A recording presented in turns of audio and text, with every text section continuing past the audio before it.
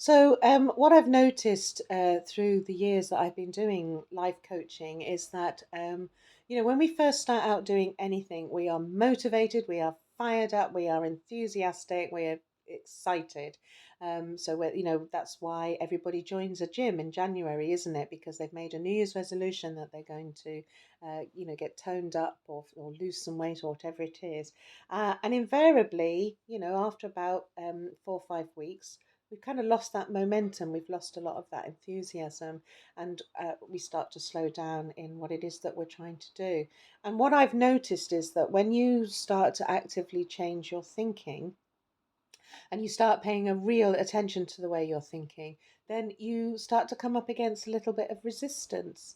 Um, and that resistance can take lots of different forms. So it can be a really loving family member that starts to say, "Oh, I think you've lost enough weight now. You look really great, but if you're not careful, you're going to look too slim." No one is going to say that to me at the moment.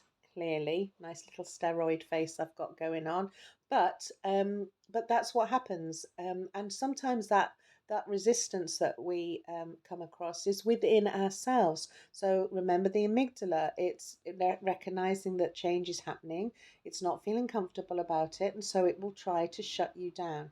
This is the most important thing, people.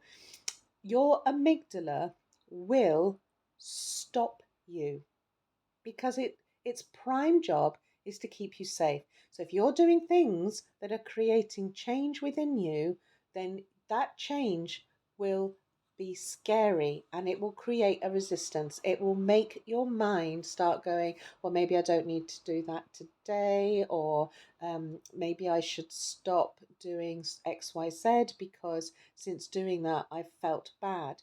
And this is why it's important that you've recognized the thoughts that you're having and the feelings you get as a result. Because if you've become used to going, actually, I feel a little bit spacey today, or I feel a little bit discombobulated today. Oh, that's because of the fact that I did this yesterday, or I ate this yesterday, or somebody said this to me yesterday. So once you start to really analyze how you're thinking, how you're feeling, and what that generates, you're much more able to notice when those weeds are starting to take over and when your amygdala is trying to shut you down. And the most important thing is not to let it shut you down.